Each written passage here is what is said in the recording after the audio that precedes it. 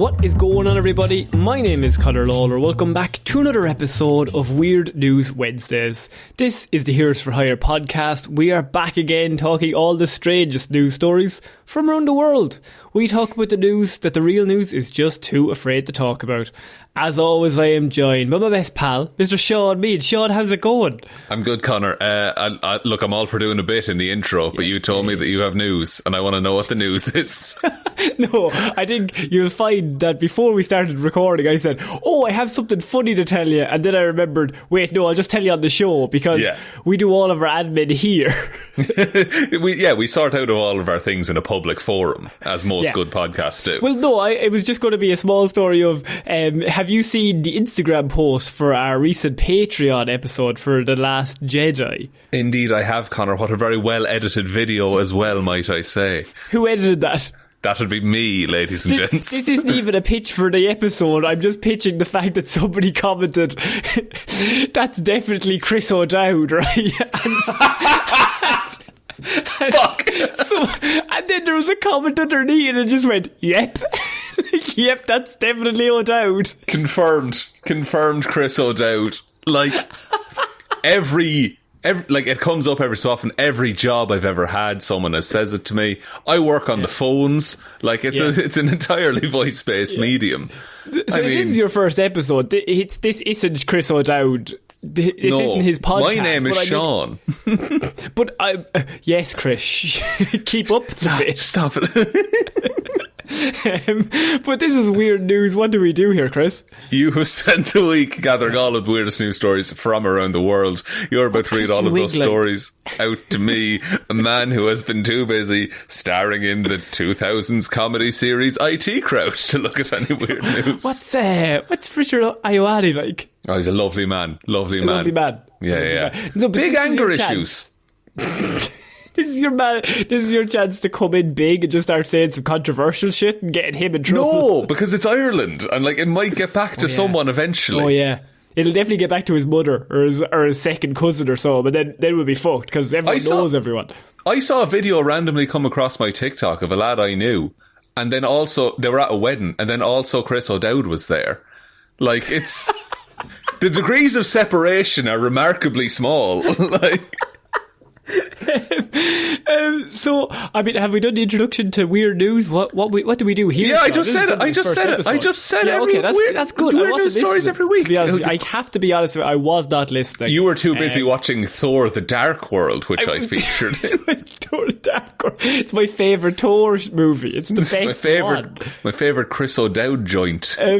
So, look, this, as we said, this is weird news, and we actually have very lovely listeners who send us in stories constantly. And that happened again this week, and I absolutely love it. So big shout out to everyone. Just keep sending us in. How it works is, if any of you come across any strange stories, just send them into our Instagram, our Facebook, our Twitter. It'll get to us somehow, and then we'll be added into the episode. To be honest with you, if I think it's funny, Seán, between you and me, we're not going to say anything. And look, if you are angry that your story didn't get picked, all of that anger is directed at Conor. Send it to Chris O'Dowd at Heroes for Hire podcast. Do we? We don't have that email address, but yeah, go ahead and send it there. That's fine. Go for it. No, what did we always used to say? Put it in a bottle. Yeah, throw it into the ocean. Put it into the ocean. It'll get to us. It'll find us. It'll happen. Fucking find us eventually.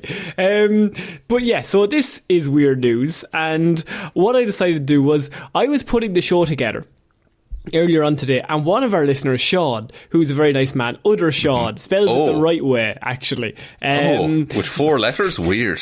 Weird. Like, the correct way to spell Jeff is Geoff, obviously. It has to be. Do you ever see that joke of Jeff, and then Jeff, are you here? And then it's like normal Jeff, and it's like yes, and then Jeff, are you here? And it's just yos. Yos. Yos. But yeah, so what we had was Sean sent this on to us, and I was already putting the show together, and so it was already there, but I wanted to give him a shout out because it was literally 30 seconds after I copy and pasted it into the Word doc that I was using. Standing great minds think alike. Sean, I have a mystery for you this week, because we're starting with confusion as £500 of cooked pasta is dumped by stream. Oh! I may have the inside track on this one. I might know what's going on here. A bizarre mystery is unfolding in a New Jersey town after £500 of cooked spaghetti and elbow macaroni were found dumped by a stream. Already cooked as well. Already cooked. That takes effort. Yeah, there's prep time involved. So they found it a few weeks ago when a local resident took a stroll along the wooded area near their home and obviously came across a big fuck-ton pile of pasta that's already been cooked. Like you'd notice it. My question is, who do you call? I mean, is it going to do that much damage though, pasta? Because it's just flour, water and egg, right? Not in terms of that, just in terms of like you come across that, your first instinct has to be, I've got to tell somebody in the authorities. Yeah. Somebody with some power here that this has happened, but who do you ring? Here's the rub though, yeah, because like I think everyone's gut instinct is I should probably call the police, I guess. But then you have to then explain that on the phone. Because here's what you do in this scenario. Because if you ring like 999 here in Ireland, 911 in the US, and other numbers in other countries, you get through to like the operator, and they're like, "What's your emergency?" And you say, "I found a rake of pasta in the woods." You're getting hung up on. So what you need to do is call your local police station directly, and just be like, "No, please listen. Yeah. I'm not fucking around. This is what's after happening. I'm not taking the fucking piss here. Yeah. Genuinely, there's £500 of cooked pasta down by the street. I have something to tell you. Just keep mixing in puns non-stop. Yeah. But like the resident contacted their township to report the dumped pasta, and then contacted a local advocate who previously ran for city council. Why? Just they were friends with them? They had their number in the phone? I mean, yes. So they contacted the township as well, and then what happened was they decided to head downstream and take pictures of all of the spaghetti, devoid of any sauce, meatballs or parmesan, just lying there, cooked in the grass, a big £500 pile of pasta, which leads to the mystery of who cooks £500 of pasta and then dumps it by a stream. So, there's a man on TikTok that I watch, and he is doing a thing. He makes pasta, that's his whole bit. But he's doing a thing where he makes pasta, but he doubles the ingredients every day. So he started out making pasta with 2 eggs, and then he keeps doubling it. I think the last video I saw, I think he's up to 4,096 eggs in his pasta. There's no way. There's a video. Getting 4,000 eggs. It's only egg yolks as well. He donates the egg whites to a local food bank so that they can make omelettes and shit out of them. But they crack all the eggs. They crack them into a big bucket and then they just dip it all in. Have you ever made pasta by hand? No, I haven't, unfortunately. You get flour. You want 100 grams of flour to 1 egg yolk. That's what you're working with there. Make a little nest. Put the egg yolk in it, start mixing it around till it gathers up enough flour, knead that for a bit, let it rest, chop it up into whatever shape you want, and then boil the shit out of it. Now, a lot of people might not know this, but your real name is actually Giuseppe O'Dowd. Go on. It's pretty good. And this man doubles it every day. So he has 4,096 eggs yolks and the corresponding amount of flour. And he mixes all that up, makes it all into pasta dough, donates it to local food banks. Every day? It's taken weeks at this point. At the start, It was like, I'm going from 2 to 4, and then 4 to 8, and then he realised how logarithmic scales work. And like once you get past, like within 30 days, you just are like at a billion.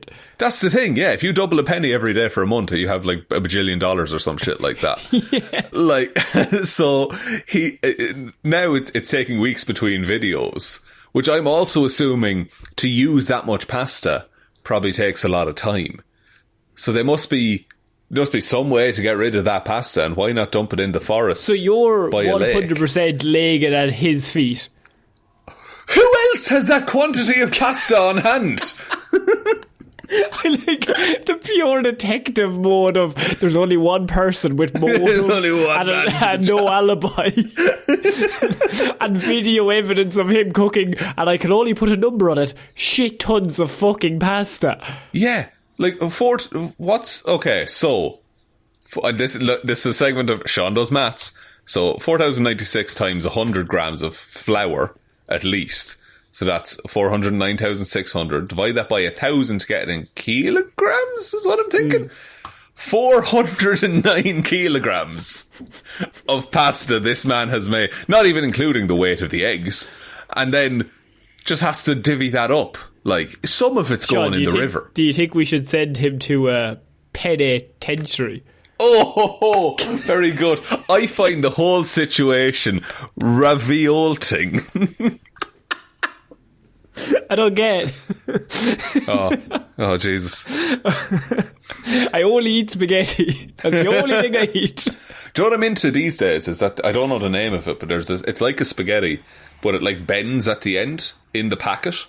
So then when you cook it, it relaxes and it's like really long spaghetti.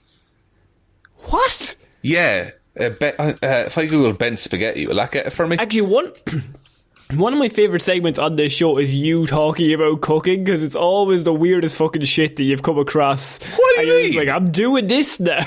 I'm a really good cook. Did you see that video of Gordon Ramsay cooking that fucking burger? Yeah, it's fucking horse shit. It's after covered in about 7 trillion tons of butter. Yeah. I'm sure it tastes delicious. It's a flavour enhancer.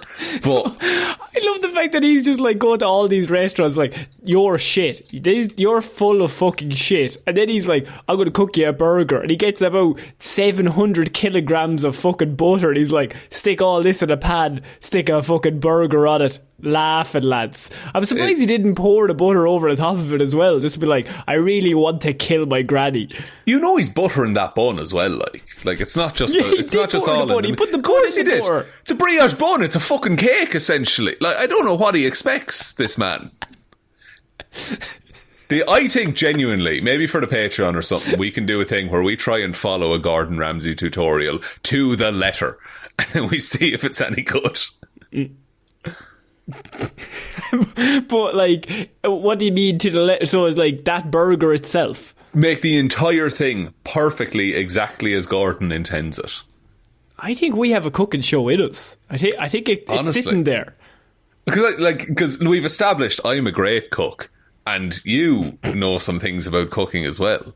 So I can cook. I can cook up a little bit of a storm.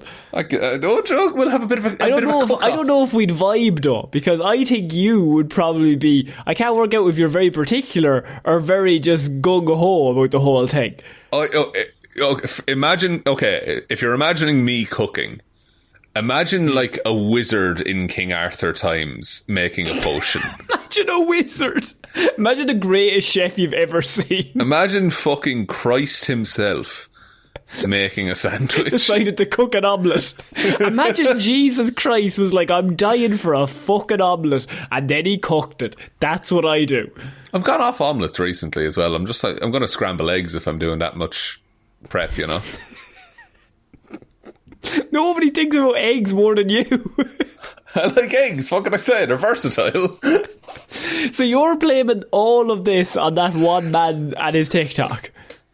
I just think like it's. I don't know where he's from either. Whether it's a local thing or he like went to another state to dump it. But he's got the most pasta at the minute. It's what I'm thinking. I mean, so they don't actually know who did it, but the thing is, it's never mentioned once that it could be that random TikTok person. And where are they from? Would be my follow-up question. Do you think if I Google TikTok pasta man, it'll get it for me? I mean, is there anybody else on TikTok? Oh, there's a few actually. Pasta guy, 4,096 egg pasta. This'll do it. Just to let everyone know, we are on TikTok. We are not good at it, but we're there. Just to let you know. Hey, no, we're on it. Sometimes the videos pop off, and sometimes they don't. It's really hard to predict. I don't understand things. Yeah, Peter's Pasta. That's his name.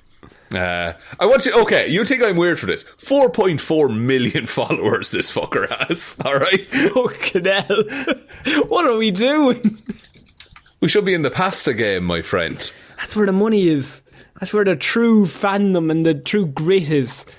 I don't know where's this man from? He is based in Pittsburgh, Pennsylvania. It's nowhere near where this is. Are you sure? Well, you're not going to dump it in your backyard, are you? You're going to fucking just series of hours out of his way with 500 pounds of pasta in the car. Like that, and like pasta. Like, to be fair, you can freeze pasta. Like, that's fine to do. Don't freeze pasta. If you make fresh pasta, you can freeze that dough thawed out. It's good for a month. It's good for a month in the freezer, my friend. Don't be freezing. I'm not taking this from a man who's never made pasta from scratch.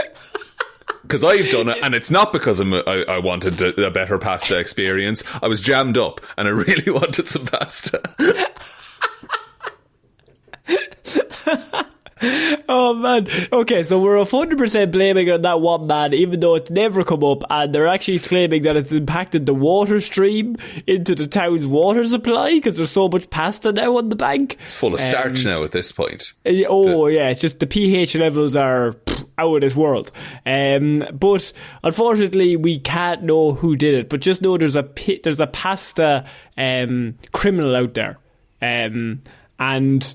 It's important to keep your eyes open because you could be next. Any moment now, your children could be covered on 500 pounds of pasta. That could happen easily. It's a terrible way to go. Could happen to anyone. I really felt like you were trying to build up to another pasta bun during that whole sentence. I was thinking of doing it, and then I thought the better joke would to not do it and leave you keep hanging on. Ultimately unsatisfied. Just ultimately fuck around. You refusally to finish the joke. There you go, listeners. I did one for you. How do I fit Ragaroni? I'm on a page called All the Types of Pasta. I hope you know. That's cheating. You can't be doing that. Oh, I'm a little cold. I might put on the Radiatore. I'm going to move on. That's fair. That's totally fair. Do you want to have one last one? No? No, I don't think. The best puns are when you get put on the spot. Honestly. Go on and do a pun for us. What can I do with vermicelli? I'm not a magician. I don't know what to do with this. I am merely a wizard. In the kitchen. So we're going to move on to our next piece of news, Sean, and we're going to Australia, where missing Australian woman survived 5 days in the outback with just on wine and lollipops. Honestly, that sounds like I did a week in college like that, I believe. Wine and lollipops. Australian police have rescued a 48-year-old woman, Lillian, after she was in the woods for 5 days. The missing woman survived, 5 days in the Australian wilderness thanks to lollipops and a bottle of wine before being rescued. What the fuck? One bottle of wine? That's not the weird part of that story. You were afraid immediately. You would have got pissed on the first night. Nothing else. I don't understand rationing. It's just like, I will have a set, sure. Actually, very difficult to ration when you're 2 glasses in. Because it's always like, I'll finish that. I don't want to leave it like. Might as well now. It's getting warm, you know. The 48-year-old woman, who police only referred to as Lillian, maybe she's like Cher, went on vacation to Bright, Australia, late last month. Her family was soon alarmed after she didn't make a daily call to check in with loved ones last week. Okay, so they're like something has to be wrong with Lillian. She went on holiday and all she took was one bottle of wine and some lollipops. She travels light as Lillian. Police say their airwing spotted Lillian's car at the end of a dirt road in the Mitta bushland, about 60 kilometres from the nearest town on Thursday. A police van was then directed to Lillian's location, where she was safely rescued 5 days into the wilderness journey that she was on. Jesus Christ. I don't know how you'd face into that kind of a thing. Yeah, I was going to come to you because, like, obviously you would be the funniest man to come to because I just find you surviving any situation as ludicrous. Just surviving an idle Wednesday, perhaps. Ludicrous. I'm surprised every time when you log on to the call. Oh, okay, good, he's here again. He's gotten through today. Like, because I don't know, I don't know would I stay at the car, but then I guess, I assume the car broke down or something, or she ran out of petrol. So she was trying to get to Dartmouth Dam when she realised she had taken a wrong turn, according to police. Her car then got bogged down in the mud, and without a cell signal, she had no way to call for help or for anyone in the middle of nowhere. Terrifying. After her car broke down. She was unable to move her car since, but she was able to use the heater for warmth. Her visit to the bushlands was expected to be a day trip, so she only brought some snacks and lollipops. Fuck me. Because lollipops aren't going to fill you either. Like, they're just going to give you sugar. Sean, without any water, Lillian, who doesn't drink alcohol, turned to a bottle of wine she had bought for her mother. Holy shit. Holy shit, Lillian. She doesn't, so her tolerance is nothing. Yeah. But I guess, to be like, okay, so it's winter-ish in Australia at the minute, right? So, yeah. Like, it's not going to be warm, but it's still going to be warm. So, like, I guess if you're just sipping it and walking the entire time, it probably won't hit you that hard. It says that she actually did a very smart thing in that she kept near her car. So she stayed in the car 4 to 5 days, and the police said that she used great common sense because if she wanders into the bushland, she's dead. This is the thing. I've read a lot of survival stuff because I used to be worried as a child in case I got lost. No. But if you're lost in like a desert and you start walking, one of your legs is stronger than the other, so you'll just walk in like a spiral. Actually, isn't it like, all humans will just eventually walk in a big circle if you just let them wander? Yeah, exactly. And that's how they track you down, is because they break it off into grids. And they're like, okay, he left from here, so he's somewhere within this spiral. Fucking hell. So but then, me being me, I was like, oh no, but now I know that I'm going to actively try and counteract the spiral and I'll never be found. You were just doing leg exercise on your left leg. Yeah. Making it fucking just massive. Hopping. Now I spiral the other way. My 2 legs are going to be so muscly. I will have no weak leg. I have to have exactly an even amount of leg. So she kept near her car and she used a bit of common sense, and that's the only way she was found. But she doesn't drink alcohol and she's left with 1 bottle of wine and a few lollipops for 5 days. That's genuinely terrible. After day 1, you might be like, oh, okay, I'm sure someone will come. But then day 2, and then day 3, and then day 4, and then the wine is getting empty. And also, I'm fully convinced of this. If that was me in that situation, that bottle of wine is gone night 1. First day. Because I'm like... First hour, it's gone. And well, while I'm here... I might as well fucking drink up, I'm dead. Might as well go with a high. That's mad. Do you think she'll drink from now on? Oh, would that drive you against it or with it? Because I think you'd probably associate alcohol constantly with that time you definitely thought you were about to die. Maybe. Alcohol dehydrates you as well, so I'm sure... Yeah, there's no water in alcohol, so especially wine, that'd fuck you up altogether. So, it must have just been... I guess for 5 days, it's not the worst thing in the world to be drinking. It's not like she's drinking seawater. Yeah, you'd sip it. You're not having a glass. Was it white or red? I feel like doesn't say. Is that important? I feel like I'd want it to be white in that scenario. Because it's like, I think it would pair better with the lollipops. I think. I love the idea that she pulls out a fucking lemon lollipop. Like, white and lemon, you got the whole citrus thing. It depends. So you're saying not a red? Not a red, no. But I'm going to throw some at you though, Sean. Mm-hmm. The white has to be refrigerated. The red doesn't. So actually, the red would be stronger in terms of if you were keeping it in a car. That's fair enough. That's fair enough. I would say it's cold out in Australia at the minute. Getting colder. Leave the wine bottle outside the car at night to cool down. Have a little sup when you wake up in the morning. Start the day. Start the day. Another whole day of sitting in the car. I don't know. I feel like the red would be too tart for me in that scenario. In my head, you were in that exact situation and you're like, for fucking red. Jesus, don't have any steak or anything with me. I'm going to even get red. I brought all of this haddock and plaice with me and I have nothing to pair it with. So you just probably wouldn't drink the red. Just like swear off that there's no point in having it. It would only ruin the meals. Yeah, it would only ruin the several meals that I'd brought with me. The lollipops. Yeah. What if I didn't have a bottle opener? What would I do then? You'd probably just beat the fucking bottle off the side of the car and break it and hope that you keep as much of it in it as possible and then just like try not to stab yourself in the face with the broken shards. That's true. If it is a cork, you can push it into the bottle. If you have like a pen and the back of a shoe, you can wear the shit out of it and then cork just who goes is she, in. MacGyver? Is she pulling this out, is she? Look, I don't know. Sometimes you need a bit of a solution. I have an obvious solution, Sean, that nobody thought of, right?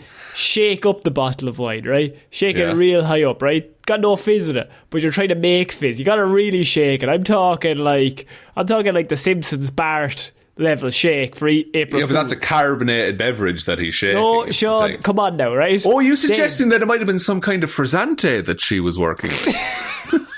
Champagne. And so she shakes it up, stick it on the exhaust of the car, right? Then break off the top with her stone. The force will drive the car out of the mud. You're free. You're home and hose. It's kind of a one-shot deal, though, because if it doesn't work, you're kind of stuck there with no one. It's a real Hail Mary move, yeah. It's a Hail Mary move. Could work. First hour, first day. Try it.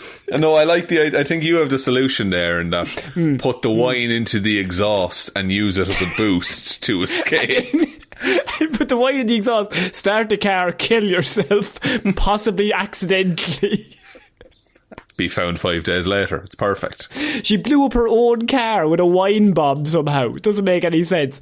Yeah, but this woman, I think, might be a bit of a fucking ledge bag, to be fair. Yeah, no, fair. Like, we love a survival story, most of all, on Weird News. We've never had anyone die on air, which is excellent. That's good. And I feel, look, this is probably the first person that's ever been saved. Like, their life has been bettered by drinking. It's true. Lollipops, what are we taking? What's your lollipop of choice? Do you know, I go back and forth on lollipops, whether I like them or not. And I don't think now at the minute I do. However, a drumstick lolly is pretty good. Drumsticks are the way to go. Or a double lolly. A double lolly. Excellent choice. There used to be, did you have them when you were in school? Halloween lollipops. They were these big fucking blue yolks wrapped up to look like a pumpkin, and they'd colour the entirety of your mouth for about 2 days. Yes, I do know exactly what you're talking about. Yeah. Those went hard. Those were good. Those went hard. No, I think when I was younger, we went to one of those like wholesale places that sell like the stuff to shops. the sweet shop tubs of sweets, like the tubs that like they sell to the shops. Yeah. And I went in. I think I was only like 11, and they had double lollies, but there was like 1,000 double lollies in this fucking tub. And I went, I want that. I'll be having that, lads. I mean, for 6 months, I ate nothing but double lollies. Your tongue is like a cat's tongue. It was just fucking raw. But jeez, I love it. Jesus, lads. Do you remember a juicy drop pop? Oh, who could forget? I tried one of them recently though, and then it made me feel old because I was like, "Jeez, that's much too sweet." Oh, it's too much. Oh no, I can't. Too much for my old tongue now. Your teeth are like coated. It's not a good feeling. I was Big Baby Pop. Oh, Big Baby Pops. Yeah. They were like a milk bottle thing, was it? Or yeah, you put the powder on them, and then that's where you get. They were always like the most expensive sweet, and I was like, they're obviously the best one. Yeah, they cost the most, so it has to be good. It has to be good in my brain. Do you remember the worst one? The biggest scam was a ring pop, and it was like. It was a lollipop. The one with the rings, yeah. You just got your hand all sticky. You would get your hand sticky, and then like you're a dumb child with something tied to your hand, so it would just fall after about 5 seconds of licking it, and so like the 90% of the process is washing it off under the tap and keeping eating it. A lot of our vendettas are over very small things that only we care about. We had a privileged upbringing. What can I say? Yeah. And it's our biggest problems. Just is. Sometimes I got a lollipop that was on my ring finger, and sometimes it fell off my finger, and sometimes it got dirty. What happened to you? Well, actually, my whole family died in a car crash. Well, we both had similar experiences. There's a butcher's in town here, and they used to give out lollipops to me and my brother when my nanny went in to buy meat. Where did they get the lollipops? I don't know. I've never seen them in a shop before or since. They were fizzy cola, and they were orange, bright orange, like a high-vis jacket orange. I know what a fizzy... I've tasted a fizzy cola. Yeah. They're good lollipops. They're good lollipops. Yeah, I associate them with ham. It's fucked. Eating a lollipop thinking of a fucking Sunday roast. Yeah. Yeah, just have to go lovely with gravy now. We're going to move on, Sean, to our next piece of news. And I have a story that I've got 2 stories this week. Mm-hmm. One was sent in by one of our patrons, Lorraine. That's a Florida man story for later on. But this one... Both stories just to try and get a reaction out of you, because it's fun when bad things happen and you have an icky reaction. Because I have hotel guest wakes up to manager sucking on his toes in bed. You think you've had a bad week?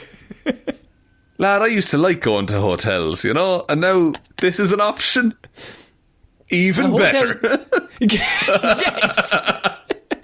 Which one is it? A hotel guest is planning to sue the hotel after he says he woke up in the night to find a member of staff sucking on his toes in the room. Okay, so Peter Brennan from Texas was staying overnight in the Hilton downtown Nashville hotel last month. However, his night's sleep was allegedly interrupted at around 5 a.m. when a hotel employee let himself into Mr. Brennan's room. Bad. Apparently, the employee had cloned a key card to let himself in, and when Mr. Brennan woke up, he found that his toes were being sucked on. You might say something was afoot, Conor. Something was definitely afoot in... I don't have another one. We'll think of something. It'll come up naturally in the conversation. It's fine. Look, okay. Don't sneak it. Don't break into people's rooms and do things to or with them. Is that so hard? That's my strong stance. If you and your partner want to suck a toe, fine. But that's great. Don't clone a key card. Don't be looking at people going, I bet they're really into toe sucking. I've never met them before. It's probably fine. I'm not going to ask. I'm not going to ask. I'm not going to go for consent. I'm just going to go for it and see what happens. Did he get a swift kick in the face? Because he should have. So Mr. Brennan said, I instantly jumped up and was screaming. I went into sort of fact-finding mode. Who are you? Why are you in my room? Why interrogate are you sucking my toes? He went full Christian Bale Batman on him. Where is she?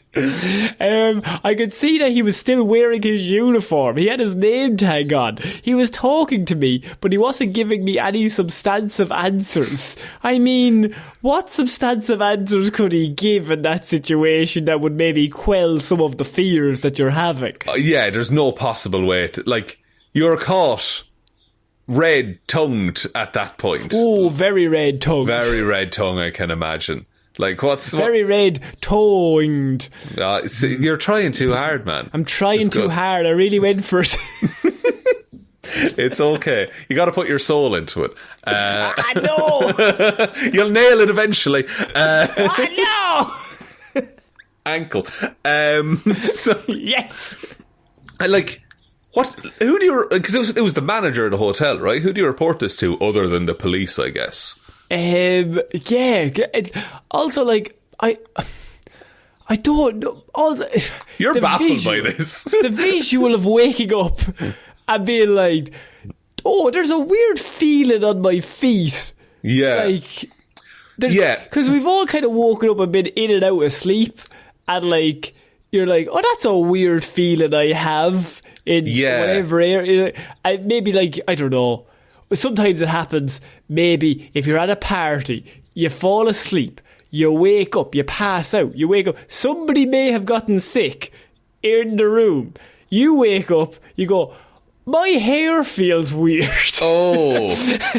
Connor, you know that's a very specific example here. It's actually never happened to me. But I'm just trying to think of a situation where you would have that moment where you're like, something's off, but I don't know what it is because I'm still half asleep. That's another thing, because I feel like, your body would feel that while you were asleep. So it's possible he invaded this man's dreams and his dream self had to reconcile with the fact that something was happening, wake him up, and then he had to go straight into interrogation mode. I'm amazed he went straight into interrogation mode. Because I think natural reaction, as you said, of everyone is kick first, then go, what the fuck is going on? And then maybe a few more kicks. 100%, Connor. Like, if I stayed over at your house and you tried to wake me up, I'm swinging for you, I think. What if I tried to wake you up by sucking on your toes? No, that happened for 10 to 15 odd minutes there, and then... Pretend to still be asleep. Yeah. Once you've closed the door, then I'll get up and get ready. I read this and I'm going to use this as a phrase. I got the heebie-jeebies, Sean, because now I'm thinking every hotel you ever stay in, you're like, this could happen. This has happened once. It could happen again. That's what you do. What you do, you take the door stop and just kick it on the edge of the door so that it's can't be opened from the outside. Have you been involved with crimes or something that you No, I'm just paranoid as fuck. I can't stress this enough. To be fair, actually, now that I read this story, you probably should. So the man was also arrested for aggravated burglary and assault. And which I think is absolutely fair enough. Is there anything that you'd be fine with someone sneaking into your room to do while you're asleep? Clean up. Asking for a friend. Clean up. Clean up. No, actually, if I'm in there, I'm like, leave me alone. Yeah. That's fair. Occasionally, I'll fall asleep on top of the duvet and I'll throw a blanket over me. That's all right. But she's also my girlfriend, so she's in the room too. Yeah. She's more mad about the fact that I'm taking up 7/8 of the bed. I would assume. Yeah. You sleep like starfish. Yeah. I'm making snow angels in my sleep the whole time. It's a real trouble. It's a weird fucking thing, man. Sean, we're going to have to move on to our next piece of news, and it's finally happened because there's a certain character, a certain villain that we've discussed on this show many times, and that is Gimp-Man. And struck fear into local towns in Somerset for many months now. Since early last year, we've had sightings, we've had reports, we've had stories of a man in a gimp costume causing mischief, being up to devilment, not harming anyone, but at the same time just being a bit of a weirdo, ruining people's days. Just unsettling people unnecessarily in this lovely town in Somerset. the Somerset Gimp strikes again, Sean.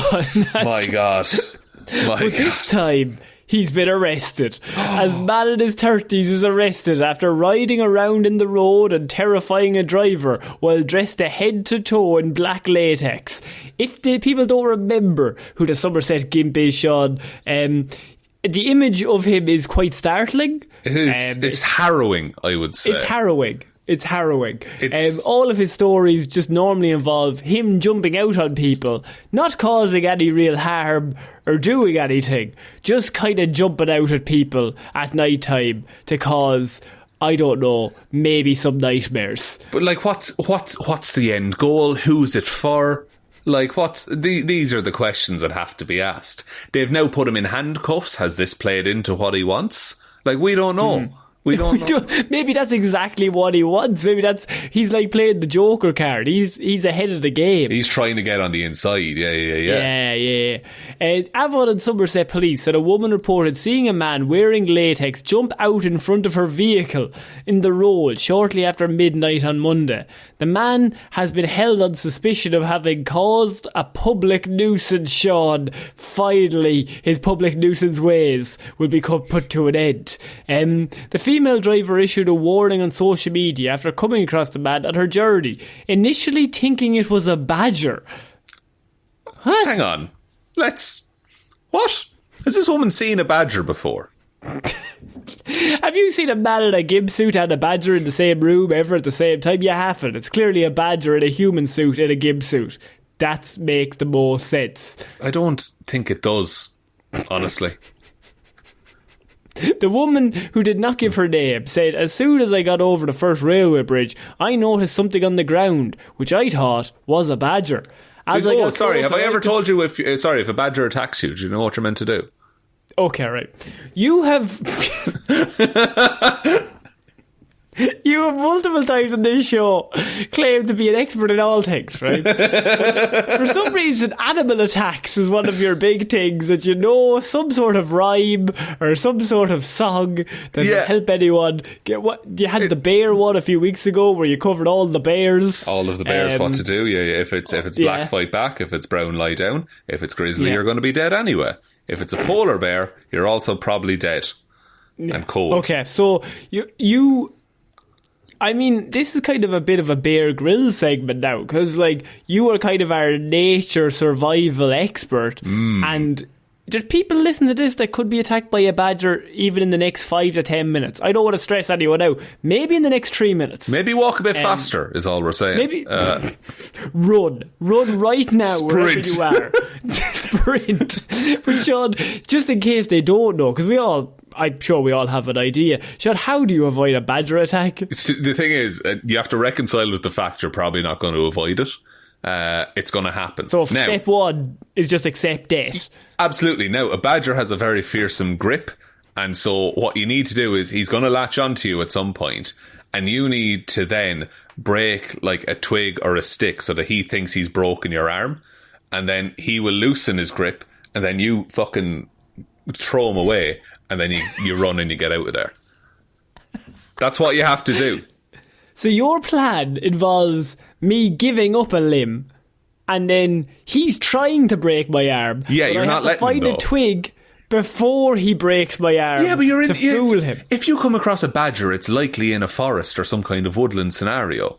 Yeah, but I'm not going to be thinking, geez, where's the nearest twig? Well, you wouldn't until I told you. Now you'll be thinking it. No, I won't. I'll be thinking, fuck, he's got my arm. Every time you see a badger for the rest of time, you're going to say, where's the nearest stick? Can I ask you a follow-up? How often are you seeing badgers? Not that often, but just in case, it's good to know. In your life, how many badgers have you seen? 2, probably.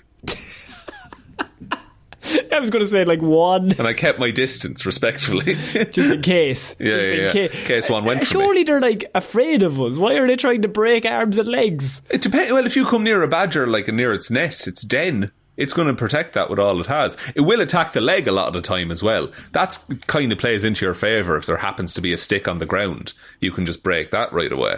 And then it's, No. What if you have to go to get the stick? And like, it's attached to your leg. Okay. Badgers are nocturnal, okay? So if you're out in the woods at night, just carry a stick. It's good practice. It's night time, so I can't even see the sticks. You have one already. You found one before the badger. Anytime you're in the woods at night, grab a stick. How big a stick? Big enough to carry. Easy enough to break. Firm enough to swipe with if needs be. How am I going to find the perfect length of stick in the dark? There's all kinds of sticks in the forest. There could be little ones, but I don't know where the big ones are. You'll have a torch or something. It'll be fine. The moon will be out. I'm going into the forest, full torch, ready with a stick. How often do you find yourself in a forest completely unprepared? Well, Mike, how often do you find yourself in a forest is my question. There's one near the house. We go there for walks. At night time. No, it closes at 8 p.m. Notoriously, forests close at 8 p.m. Yeah, they do. It's a good forest if it closes. It means it's maintained. It's fucking better than a natural nature forest. Is intact if the forest closes. Once they close the gates on the forest. Nature closed off till the morning. Sorry, sir. No nature tonight. So you're saying go to the forest, bring a big stick, bring a torch, go at night time. If you go at night time, you're going to get attacked by a badger. Then start snapping twigs. But the twig can't be big enough that you can't snap it. You don't want a big massive twig that you won't be strong enough to snap. If you happen to have like a HB pencil, that's about the perfect snap that the badger needs to let go. So why would you bring a stick at all? Just bring a pencil. It's weirder to bring a pencil to a forest than to find a stick suitable enough in the forest already. What? Everyone's got pencils. What are you talking about? I'm just saying, look, do whatever works for you. If you want to carry a pencil into the forest, be my guest. There's more security in being like, before I leave the house, I'm going to bring the HP pencil. 100%. No, I fully agree. If your primary concern is badger attacks and you don't think in the heat of the moment you can figure it out, bring a pencil with you. I love the idea of you talking to Bear Grylls about this and him just staring back at you and just long silences. He's taking notes. On his pencil. With his pencil, because he's brought it just in case a badger attacks. Go take it. So, Sean, the Gimp-Man. Gimp-Man. He has... How many pencils do you have to break for every Gimp-Man?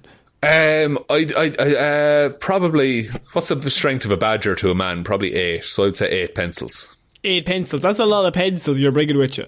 They come in a pack of 10 though, so then you have 2 in case 2 badgers come at you. Just in case you want to draw afterwards. If you need a map to get home. Yeah.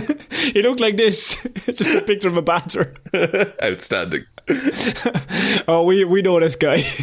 We've had him before, this badger. So he finally has been arrested, Sean, as the officers arrived at the scene 3 minutes after the call was received, and they detained the man nearby. He'd actually previously been under arrest on suspicion of causing a public nuisance in October of last year, but he was let go. They have apparently received 14 reports of the man in the last 8 months. Fucking hell. Yeah. So did you think there's like a hotline or a bat signal kind of thing for Gimp-Man? I think they're getting the Somerset Gimp signal going. They want to get it done before summer, you know. But he keeps thinking that it's for him, so he keeps turning up when they light it up, but they're really asking for information to arrest him. It's a very vicious It's a classic move, really. Yeah. Did they unmask him like Scooby-Doo, do you think? Well, I'm going to... Old man Riley! Oh, no! Just another Gimp mask underneath. I don't know if they unmasked him. We still do not know who the man is. I don't think if I said to you, oh, it's George Murphy, you'd be like, I don't know, George, but okay then. But no, if you said like, oh, it's Pierce Brosnan, I'd be like, wow, that's an odd one. If it was Pierce Brosnan, that would be an odd one. Where does he have the tie? the man's an A-list actor, folks. Sean, we're going to have to move on because I really want to finish with a story that I think might take your heart. And this was sent in by Lorraine, so one of our patrons, and I genuinely don't think I've seen anything worse, but also it's perfectly fitting into our Conor brings Sean an invention, and Sean tells him if he thinks it's good or not, because they're all good. Yeah. Now, there's been a lot of misses, I'll be honest. Okay, there's no need to get personal. How many misses have I had? I can't count any. There was the bowl and spoon that used electricity to make things salty. There was the shoes with wheels, what helped you walk a bit faster. I want to go when I'm on the way to work. Bringing woolly mammoths back to life to pack down melting ice caps. Cool as shit. So there's 3 wins. Okay, a microwave you can take on the train. Yeah, that was quite heavy. I'll give you that one. But I'm sure this one will knock it out of the park. Well, this one has been created by the one and only Florida Man. Because Florida Man, he's looking at China, he's looking at he's looking at Japan, he's looking at China, he's looking at the rest of Europe, and he's thinking they're missing out because they don't have the Florida Man imagination to combine with the technical advances that we now have. Right. So he's cleverly combined them together because Florida Man's now getting in on this entrepreneur world with his a device to kiss bugs, Sean. Florida Man has created a device to kiss bugs. Like bugs, like insects. And yes. Kiss as in smoochy smooch. The item is called Bug Kiss, Sean, and it's essentially a pair of tiny baby doll lips fashioned to a pacifier by a spring from a pen. And I mean, Sean, this could be the biggest invention of the 21st century. The intended method to properly enjoy Bug Kiss is to hold the silicone bite piece in your mouth with the mini lips pointing out in the direction of the bugs. What? Okay. Why do we need to kiss bugs? But what if I want to give a bug a smoochie, huh? What if a cockroach is on the ground? I'm like, you know what I need right now? The entire world of bugs available to you, and you're kissing a cockroach. Some people are desperate, Sean. All right, Conor, I'll ask the question. What's the sexiest bug?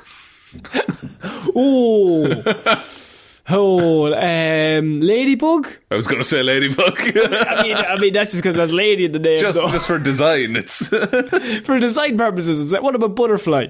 Butterfly's pretty good again, design. Emperor beetle for the power and the status. Well, you want to get that power and status if I'm going to start kissing bugs. Yeah. The right spider on the right day, you never know. No way. No, spiders are class, spider? Man. No, what are you talking? Maybe if I'm going to kiss a spider, I'm kissing like the worst, most venomous one, so like that at least I have power on my side. Yeah. That's the thing. You're trying to court this spider to be your own personal assassin. I want the spider on side. But then that's also risky because you might forget to do the dishes or something and then it could all kick off and then you're dead. Yeah, but if that's the case, you didn't want to be in that relationship anyway. That's true. Maybe it wasn't made to last and you were willing to accept that because love is more important. It is. We've all learned something today. Go kiss a spider. Australians do not kiss a spider. I swear, lads, genuinely do not kiss any spiders. Although they probably fucking do, man. They're crazier than we could ever even imagine. Kiss a spider on a dare, like, why not? They would. They don't give a fuck, lad. When you live in it, the fear is gone. Whereas we have that fear all the time because we don't surround ourselves with anything like that. No. Can I use these lips to kiss a little badger, do you think? Yes, but it's going to be trying to break your arm at the time. That's fine, I'm prepared. Okay, continue. On his TikTok page, the software engineer has a few videos of him making the product, talking about its field guide and actually kissing the bugs with the contraption, Sean. Have you looked up the design of Bug Kiss? I'm on the New York Post. We've got a video. Is there an unskippable ad? No, there isn't. This is... Wait! It shows the packaging. Yeah. This is designed for children. Yes, it is, yes. I thought it was just... New invention, Sean. No! Why are you... It's like it's packaged. They have a little workbook that the kids... There's 2 different sizes of lips. But what if I'm 10 now and I kiss a cockroach? I don't, like... Why is this a good idea? Like, look, kids can look at bugs. That's cool. That's fine. But you have the little jar with the magnifying glass and shit like that. Kids can kiss a caterpillar, Sean. There's nothing wrong with that. Does this man... We used to catch caterpillars and raise them in jam jars until they turned into butterflies. That was a wholesome thing we did. Why does this man need to be a software engineer to do this? Why was that mentioned? I don't know. Maybe it's to add a bit of credibility to this amazing invention. I don't think it deserves it, though. I don't think it deserves it. Like, so basically, you gotta put the contraption in your mouth, then move in slowly for a smooch, gently pressing the mini lips against the bug. You should avoid eye contact, as this can be threatening to some insects, he said. But they have eyes all over the place. They've got eyes in several different areas. Where are you meant to look? I mean, like, I'm just going to read a couple of highlights here off of the cardboard packaging of this child's toy. Their lip are so small, your lip are so strong. Now reduce crushings when kiss on the bugs. Florida man has seen the inventions that other people are doing and he knows he can do it better. This is where he comes in. This is his niche. He realised there's a market because nobody else has ever thought of, what if I kiss that bug? And he's very cleverly seen a gap in the market and he's gone straight for it. And you got to respect that in Florida man. He will constantly come up with more amazing ideas every single time. I mean, undoubtedly he will come up with something new every single time. I mean, there's a warning here on the carton. Not every bug loves you back. Please kiss respectfully.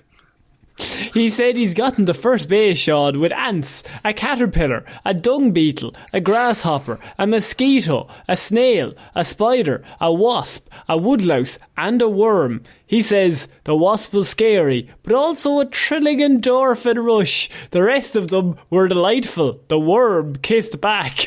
My goodness. My goodness. Worm is probably happy to have the nice little bit of attention there. Yeah, the wasp is a risky one, but it's, yeah. Risk versus reward, I guess. But I tell you something, love can be risky, Sean. You got to put your heart out there. You might get stung, but you might not. Oh, what if I'm deathly allergic to wasps? What happens then? Well, I mean, that's the risk you got to take, because, I mean, sometimes the smoochies are more important.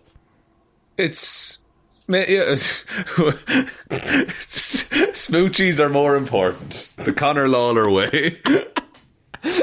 Also, this is bringing new names, so there's plenty more fish in the sea. Like, if you get one fish, give it a kiss. Does it like you? Throw it back. Throw it back in. But, like, you could use this. You could do a really sinister thing where, like, there's plenty more fish in the sea, but you have to, like, smooch and seduce a bug and then use it as bait to catch the fish. And then you use the fish to cook a beautiful dinner for your partner. And then you're back together.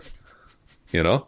Yeah, that's how I'd use it. Situation, you've got to use it when you break up with somebody to make them jealous. It's clearly an Instagram post.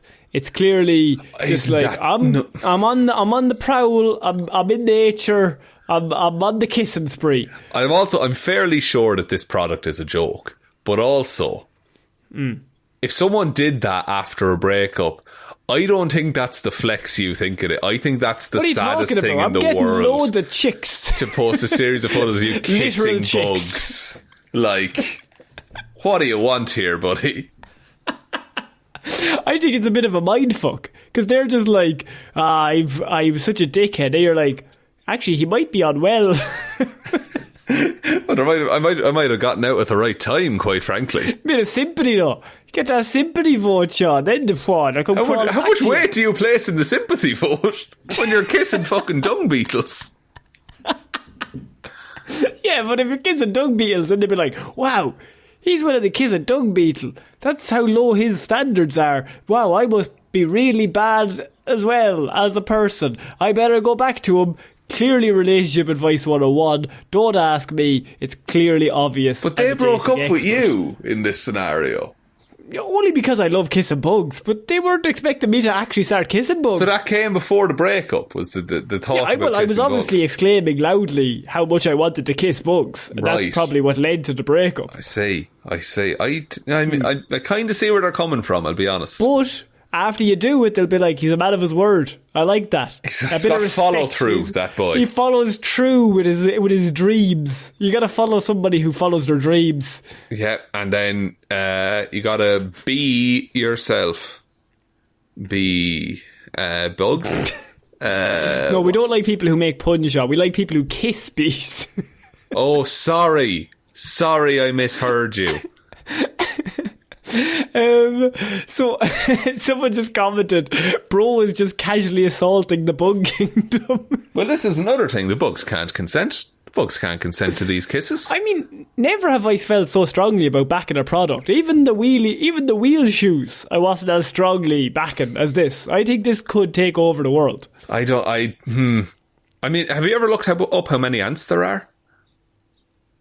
That's... I'm not going to look it up, Seán. You know what? I want the surprise. I want the surprise on the nights out. What? On the nights out in the bar. Oh, you want to just see how many ants there are? Yeah. I mean, there's 1 billion ants on Earth. Yeah. So if you marry into that family, have something in common with me. Surely. You'd hope so. You've maybe some hobbies, maybe some Netflix shows. You've ran through the other 7 billion humans on the planet, so now it's just the ants you have to work with. Just the ants left. That's it. That's all that'll have me. I mean, I feel like, Seán, you're not giving this new invention of Florida Man enough respect for maybe lonely people, maybe single people. What are they going to do? Maybe I think this actively harms if you use it to treat those states of being. If you're lonely, don't go kissing bugs. I love the idea of like we genuinely didn't think we had to tell you this, but see, like, even if you're lonely, don't be going kissing fucking snakes. Like, if you're lonely and have the ability to take care of one properly, maybe get a little dog. Okay? Yeah. There's a little. But don't kiss it. Kiss it. Well, you can pet it. But you can love the dog in the normal. Yeah, look. But like that in a weird way. We shouldn't have to specify. There's specific things you don't do. But if you get the dog and you have, like, they're your pal and your buddy and you take them on walks, maybe you meet a local dog club and then you meet people at that and now you have friends. That won't happen. Good side, if the dog licks your face. Bad side, if you lick the dog's face. Don't lick the dog's face. You can make little kissy noises at the dog. Kissy noises are fine. That's fine. But not assault. Not assault. They'll lick your face because that's how they say hello and stuff like that. Yeah.